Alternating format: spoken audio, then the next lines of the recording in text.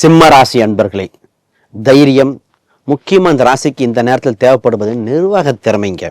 சிம்ம ராசி அன்பர்கள் இந்த தமிழ் புத்தாண்டு பலாபலன்கள் எப்படி இருக்குன்னு பல சிந்தனைகள் வருது. பல பேர் பயன்படுத்தின ராசி இந்த ராசி தான். அஷ்டம சனி அப்படி இப்படின்னு சார் என்ன இருந்தாலும் இந்த ராசி ஒன்று தெரிஞ்சுக்கணும். ஃபீனிக்ஸ் பறவையோடு ஒப்பிடுவேன். சாம்பல்லேருந்து மீண்டு வர மாதிரி பல கஷ்டங்கள்லேருந்து மீண்டு வர துணிஞ்சிருச்சு. முதல்ல இந்த ராசிக்கு நல்லது நடக்க போகுதுன்னு தான் சொல்லணும். ஏன்னா உங்களுக்கு அஷ்டம சனியை தாக்கத்தை குறைக்க குரு பகவான் இந்த நேரத்தில் தமிழ் வருடப்பிறப்பு ஆரம்பித்து இந்த நேரத்தில் வருது.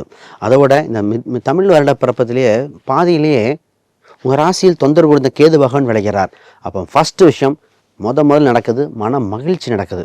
இந்த நேரத்தில் சுப விரயம் ஏற்படுங்க. சுப விரயம்னா இடம் வாங்குதல், வீடு வாங்குதல், சொத்து சம்மந்தப்பட்டது வாங்க இந்த ராசிக்கு பிறக்குது. இப்போ தான் பயந்துட்டு இருப்பாங்க, அஷ்டமச்சனி வாங்கலாமா வேண்டாமா இல்லையான்னு. இந்த நேரத்தில் யோகம் பிறக்கிறது. நிறைய பேத்துக்கு வெளிநாட்டு வாய்ப்புகள் பிறக்கும். சார் உலக அளவில் இந்த மாதிரி போர் போயிட்டுருக்கு எப்படி சார், இதுதான் கேள்வியாக இருக்கும்.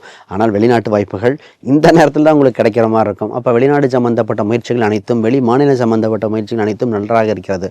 இப்போ மெயினாக பார்த்திங்கன்னா நிறைய பேத்துக்கு வேலை இல்லாமல் தவிர விட்டது இந்த ராசி இல்லையா. நிச்சயமாக பார்த்திங்கன்னா என்ன ராசினா, இந்த ராசி அவ்வளோ முயற்சி பண்ணி கடினமாக உழைச்சிருப்பாங்க. திடீர்னு சூழ்நிலை, கம்பெனி சூழ்நிலை சரியில்லை, அந்த மாதிரி மாறி இருந்திருக்கும். ஆனால் இப்போ அந்த நிலைமை மாறி வேலை கிடைச்சி அதில் முன்னேற்றம் கிடைச்சி பெரிய லெவலில் கிடைக்கக்கூடிய சூழ்நிலை வந்திருக்கு. சார் நல்ல காலம் எப்பொழுது பிறக்கும் எதிர்பார்த்துட்டு இருந்தாங்க, இப்பொழுது பிறந்து விட்டன அப்படிங்கிற மாதிரியே வாய்ப்புகள் வந்தாச்சு. இப்போ வேலையில் நிச்சயமாக இருக்கிறது.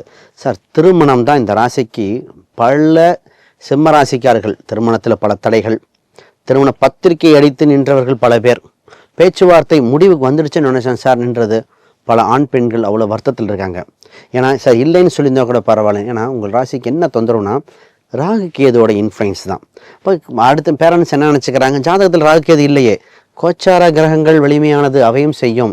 அப்போ அஷ்டமச்சனிக்கு பரிகாரம் பண்ணுவாங்க, ஜென்ம சனிக்கு பண்ணுவாங்க. ஆனால் ராகு கேதுக்கும் செய்ய வேண்டிய சூழ்நிலைகள். சரி, முக்கியமாக இந்த நேரத்தில் பார்த்திங்கன்னா சார் ஒரு இடமாற்றம் உண்டு. தொழில் ரீதியாக, வீடு ரீதியாகவோ அல்லது பிஸ்னஸ்லேயும் இருக்குது.